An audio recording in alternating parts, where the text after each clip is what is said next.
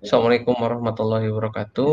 Eh, Perkenalkan kami dari FRI 043 kelas TI 4204 yang beranggotakan saya sendiri Rausan Fikr Maunahaj dengan NIM 12011184107. Kemudian ada teman saya, silahkan perkenalkan diri. Perkenalkan, nama saya Nisha Putri, yang mana NIM saya 1201184306. Saya berasal dari kelas TI 4204. Baik, di sini kami eh, akan menjelaskan final report dari eh, praktikum integrasi dari perancangan tata letak fasilitas dan perancangan bisnis. Oke, yang pertama kita itu akan menjelaskan tentang gambar bisnis, yang mana gambar bisnis kita itu produk kita adalah geratak cutting board. Di sini kita akan menjelaskan tentang gambar bisnis, yang mana produk kita yaitu grating cutting board. Grating cutting board ini merupakan alat UKMK yang mempunyai 3 fungsi, yaitu telenan, parutan, dan wadah dari hasil parutan tersebut. Nah, deskripsi dari poin kita ada 3 poin dari produk kita. Yang pertama itu grating cutting board ini terdiri dari 4 part utama, yaitu dari papan telanan, lempengan, parutan, dan pemotong parutan dari wadah hasil parutan tersebut. Poin yang kedua yaitu grating cutting board menggunakan material kayu dan telanan wadah dari hasil parutan tersebut dalam pemotongan parutan. Habis itu setelah itu ada material stainless steel pada parutannya. Dan dimensinya pada grating cutting board ini yaitu panjangnya sekitar 28,5 cm, lebar 17 cm, dan tingginya 6 cm. Setelah itu poin ketiga, itu ada grating cutting board memiliki 3 fungsi utama, yaitu sebagai wadah hasil dari parutan, habis itu dan dari telanan tersebut. Next, habis itu masuk ke analisis STP dan marketing mix. Nah, di sini ada marketing mix. Yang pertama kita bakal ngejelasin dari marketing mix ini kita terbagi menjadi 4 bagian. Yang pertama itu ada produk, price, dan promotion. Nah, kita akan menjelaskan tentang produk terlebih dahulu. Yang pertama, grating cutting board ini merupakan alat bantu KMK yang mempunyai 3 fungsi, yaitu telenan, parutan, dan wadah dari hasil parutan tersebut. Dan terdiri dari 4 part utama, yaitu papan telenan, lempengan, parutan, pemotong parutan, dan wadah hasil parutan tersebut dengan material kayu pada telenan, wadah dari hasil parutan, dan pemotong parutannya tersebut. Yang kedua itu ada place. Yang place itu adalah lokasi pabrik Autonate Tools, perusahaan yang memproduksi grating cutting board, Kecamatan Darangdang, Kabupaten Purwakarta. Nah, yang ketiga itu ada price, yang mana grating cutting board ini FRI kita menjual dengan seharga 35.000 per unitnya. Setelah itu, kita bakalan menjelaskan tentang promotion, yang mana promotion ini dilakukan dengan melakukan penawaran pada toko-toko perkakas, resto kayak ke supermarket dan toko-toko sentral kuliner. Selain itu, promotion produk lainnya secara online, baik dengan pembuatan akun bisnis Instagram dan tujuan kepada grup-grup yang jual beli pada Facebook, yang ada di Facebook, dan platform-platform lainnya. Nah, setelah itu kita bakalan ngejelasin tentang marketing analisis STP. Marketing analisis STP ini terbagi menjadi 3, yaitu ada segmenting, targeting, dan positioning. Nah, segmenting ini terbagi menjadi 4 lagi. Yang ada di dalamnya itu ada geografis, demografis, psikografis, behavior. Yang pertama itu geografis. Cutting board itu menempati segmen pada hampir seluruh segmen, tempat baik untuk perdesaan ataupun perkotaan, baik pasar tradisional maupun market, terutama pada area segmen kuliner. Nah, yang kedua itu ada demografis. Demografis ini usaha produk baik untuk keperluan UKMK. Selain itu, berarti cutting board terdapat juga dijual ke rumah tangga. Nah, yang ketiga itu ada psikografis, yaitu dijual kepada usaha kuliner dan toko-toko perkakas di kelas perjualan maupun baik tingkat tinggi, rendah maupun sedang. Nah, habis itu setelah di poin keempat itu ada behavior, yang mana koki-koki handal yang membutuhkan peralatan masakan yang perkakas dan premium untuk mengelolahkan makanan dan menggunakan bumbu-bumbu hasil pengolahannya sendiri. Nah, kita masuk ke targeting nih. Targeting itu cutting board, pasar sasarannya yaitu adalah UKMK dan rumah tangga. Dan yang terakhir itu adalah positioning. Positioning ini adalah Autonate Tools merupakan yang memproduksi cutting board melakukan positioning sebagai produk yang memudahkan dan menghemat biaya penghematan pengeluaran tools secara mengefisiensikan gerakan bagi pengguna ketika digunakan untuk produksi usahanya kuliner UKM sesuai dengan tagline perusahaannya itu efisien, mudah, dan cepat. Nah, setelah itu kita next. Di bagian ini kita akan menjelaskan target dan rencana pemasaran. Nah, targeting dan rencana pemasaran ini kita menggunakan dua situs platform yang mana itu kita bakalan menjual produk kita melalui Facebook Ads dan website. Nah, setelah itu kita bakalan ngejelasin bagian strategi dan rencana pemasaran, yang mana strategi dan rencana pemasaran ini terbagi menjadi 4 bagian: positioning potensial marketing, variable marketing, target marketing, dan level cost kompetitif. Nah, yang pertama itu dari potensial marketing itu ada kawasan sentral kuliner dan sentra perkakas, sebutin industri kuliner, industri peralatan, dan rumah tangga. Habis itu ada variabel marketing, sentral kuliner pada kuliner yang membutuhkan parutan dan kebutuhan memasaknya. Habis itu targeting marketnya, targeting buat pasar, sasarannya yaitu KMK dan tetangga. Dan yang terakhir, level of competition, analisis FRI dari kami, FRI yaitu FRI 043, menyebut bahwasanya penempatan pasar persaingan tidak sempurna yaitu monopoli karena cutting board itu merupakan produk baru yang belum ada pesaingnya.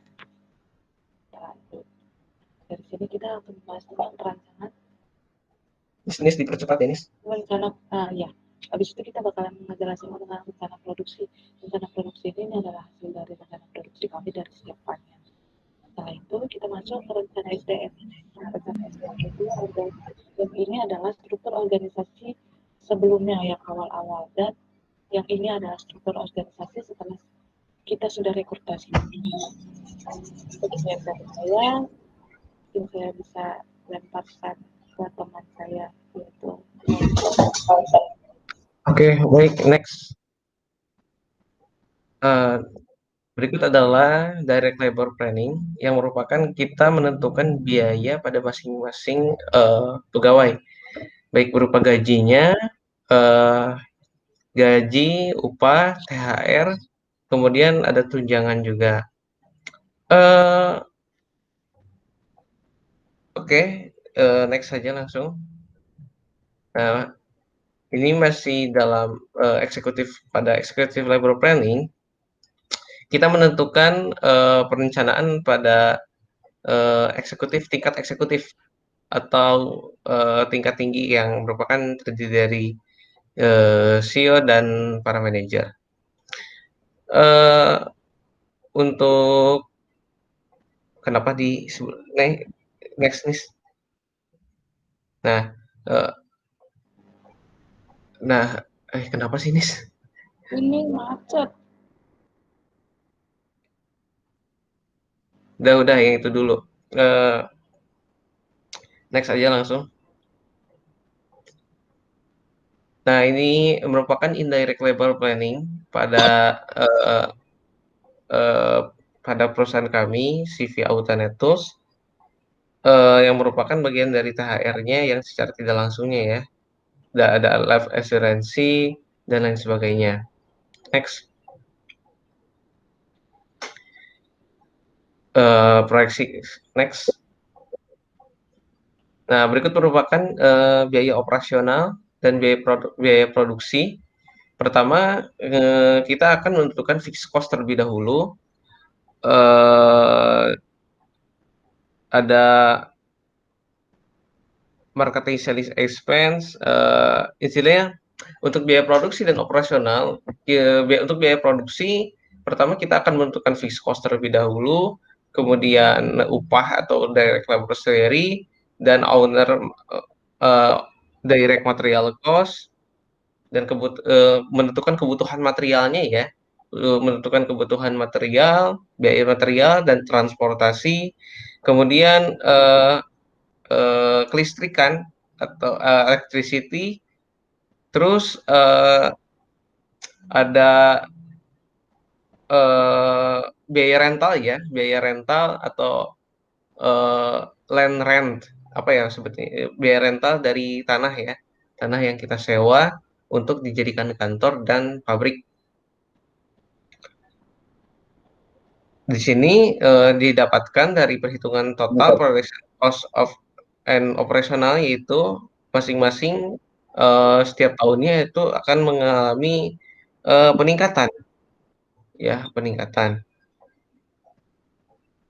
Apalagi di puncaknya di tahun 2025 karena kita akan membeli beberapa part atau beberapa variabel yang harus kita beli ulang karena masa habisnya itu selama 3 tahun gitu. Next. Nah, ini kebutuhan sumber dananya ya. Kita didapatkan dari search of fund total yang didapatkan adalah 329.963.000. Itu kita alokasi dananya dari owner equity dan bank ya, pinjaman bank 80% untuk owner, 20% dari bank. Ini angsuran per tahunnya. Setiap tahun kita akan mengalami biaya angsuran ya, biaya angsuran. Dan next.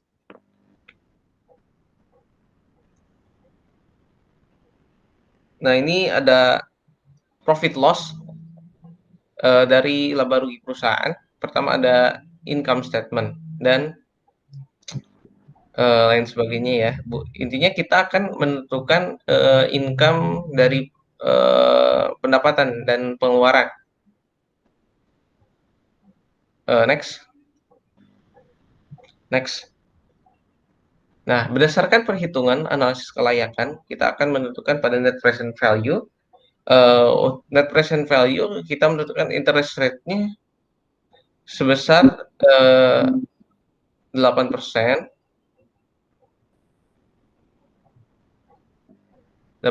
dan IRR net present value-nya untuk maaf. Nah, dibulatkan BF untuk event point-nya itu sebanyak 0,6 itu dibulatkan 1 dan payback period-nya selama 2,67 tahun. Payback period-nya. Dan untuk perhitungan internal of return atau IRR, IRR-nya itu sebanyak 27,30%. Dan untuk benefit cost ratio-nya itu 1,14. Nah, di sini untuk BCR atau benefit cost ratio kita dikatakan menunjukkan profit karena di atas satu begitu. Next. Ini merupakan sensitivitas bahan bakunya. Next. Oke, sekiannya dari Tekmi. Selanjutnya kita akan beralih kepada final report dari PFT. Anissa stop share screen, saya share screen ya. Ya.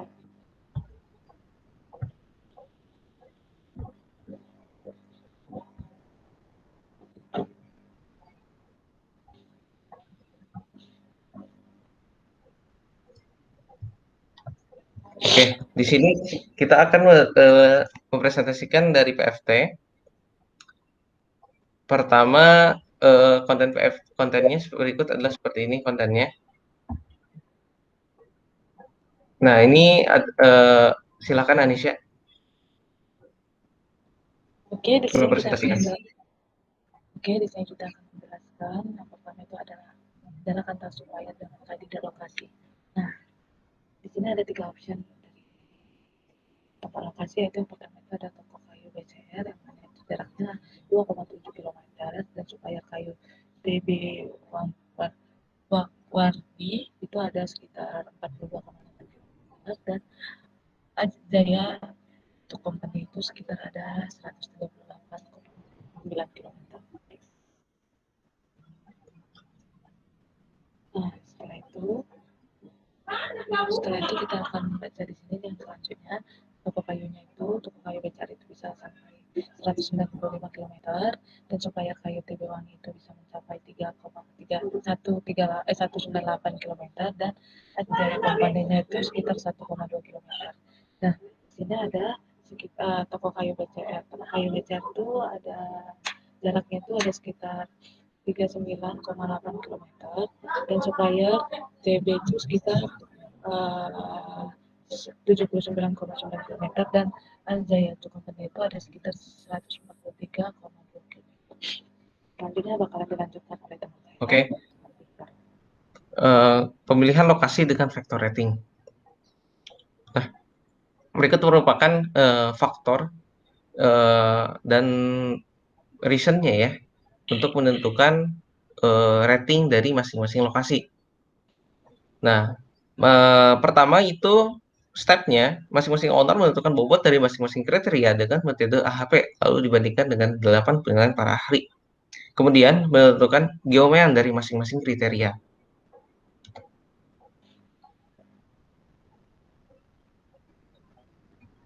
Nah, berikut merupakan matriks yang didapatkan dari hasil perhitungan geomean yang telah ditentukan sebelumnya. Nah, ini yang di atasnya adalah hasil geomean yang telah diperhitungkan. Dengan ini adalah kemudian untuk yang bawahnya itu 1 dibagi geomean, artinya untuk yang bawahnya kita melakukan perbandingan. Misalkan ini yang 0,53 ya, itu didapatkan dari 1 dibagi dengan 1,90. Nah, setelah kita memperhitungkan AHP-nya, kita akan menentukan normalisasi dari masing-masing kriteria. Nah, dari masing-masing kriteria tersebut didapatkan total dan periodic factor. Nah, ini salah satu rumusnya untuk menentukan normalisasi ya. Jadi yaitu rumusnya adalah jumlah nilai AHP-nya dan dibagi dengan jumlahnya. Jadi 1 dibagi dengan 7,36 adalah 0,14. Nah, kemudian adalah ada calculate CR factor. Kita disimpulkan bahwasannya nilai CR adalah 0,064 yang artinya adalah konsisten karena di bawah 0,1 nilainya.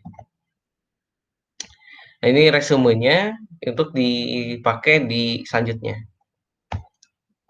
Nah, ini kesimpulannya, dalam menentukan faktor dan bobot dinyatakan bahwa hasil perkembangan bobot dinyatakan konsisten. Sebab nilai CR di bawah 0,1 yaitu 0,04, nilai bobot sama dengan nilai priority factor pada masing-masing faktor. Pemilihan lokasi dengan faktor rating. Ada data yang pertama yang dibutuhkan adalah kuantitatif data yang berupa alternatif lokasi, UMK atau upah, land cost atau biaya sewa, dan land availability area atau luas area dari masing-masing ini ya calon ya. Ini merupakan kesimpulan yang terdapat dari modul sebelumnya, yaitu Design of Supplier Factory. Lalu kita juga membutuhkan qualitative data yang berupa data kualitas SDM, kualitas infrastruktur, potensi pasar, dan kemudahan akses transportasi. Determining score for each factor in every alternatives berupa pertama ada qualitative factor. Kita akan menentukan UMK dari masing-masing calon ya, atau apa sih list dari calon alternatif. Pertama ada UMK, land cost, availability land, supplier distance, dan supplier distance grant. Nah, ini salah satu rumusnya. Jadi untuk menentukan skor dari setiap faktor, dari setiap alternatif, itu jika kita menentukan dari nilai yang terkecil, maka rumusnya adalah nilai terkecil dari ketiga alternatif, kemudian dibagi dengan nilai alternatif yang dipilih, dikalikan 100. Ini merupakan determining score yang berdasarkan qualitative kualitatif faktor ya. Kualitatif faktor ada kualitas SDM, kualitas infrastruktur, potensi pasar, dan kemudahan akses transportasi. Data ini didapatkan dari average dari masing-masing perusahaan atau alternatif. Average berdasarkan uh, Google Form ya, Google Form dari survei. Nah, merupakan ada pemilikan lokasi dengan faktor rating menyimpulkan bahwasannya total yang didapatkan adalah total rating yang terbesar adalah pada alternatif 1 di Kabupaten Bandung dengan skor 9,40. Maka kami menyimpulkan menempatkan lokasi pabrik dan kantor di Kabupaten Bandung karena menempati skor terbesar yaitu sebesar 79,40. Kemudian ada ini resume dari menu sebelumnya ya, dari menu sebelumnya untuk menentukan bobotnya. Kemudian ada routing sheet. Nah, ini data didapatkan dari PFT modul 0 yang berupa demand untuk menentukan per tahunnya berapa ya permintaannya, 6.524. Kemudian ada working days 240, working hour 8, working day per week adalah 5. Nah, berdasarkan perhitungan routing sheet disimpulkan bahwasannya total actual machine liquid yang dibutuhkan adalah sebanyak 11. Nah, kemudian kita akan masuk ke bagian nomor 4, yaitu stacking maksimum, jumlah MAH terpilih, jumlah waktu pengantaran yang paling optimal, dan jumlah frekuensi pengantaran untuk masing-masing proses. Berikut adalah merupakan stacking maksimal dari masing-masing ini ya, stacking calculation ya, dari masing-masing fasilitas. Ada kemudian masih dalam poin 4, kita juga akan menghitung jumlah MAH yang terpilih.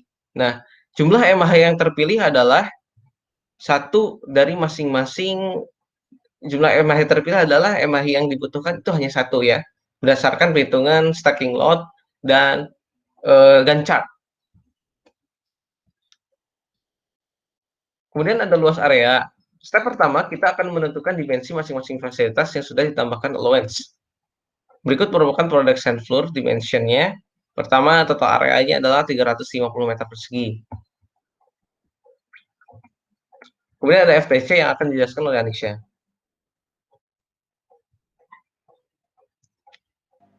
Oke, di sini saya akan menjelaskan di bagian FPT.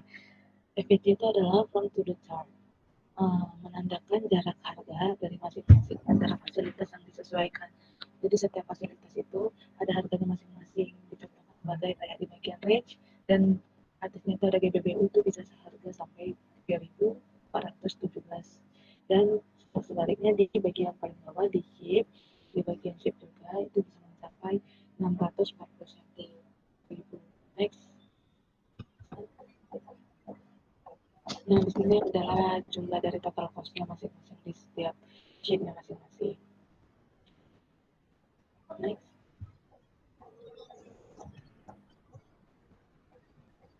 Nah, di sini kita akan menjelaskan tentang ARC, yaitu Activity Relationship Chart. Yang mana Activity Relationship ini dan suatu teknik untuk merencanakan itu yang terjadi sangat kerja hubungan kegiatan yang penilaian dengan menggunakan huruf dan angka yang menunjukkan alasan untuk janji tersebut. Next. Nah, ini bagiannya yang sudah tersusun dari yang kita peroleh dari FRI 0. Nah, yang terakhir itu ada final layout. Nah, ini final layout yang sekarang ini, final layout yang udah tergantikan, di mana kita telah mengubah dari aplikasi Win ESB ini, dan kita membuat jauh lebih rapi akan mudah untuk bagus. Sekian dari kami. Assalamualaikum warahmatullahi wabarakatuh. Waalaikumsalam warahmatullahi wabarakatuh.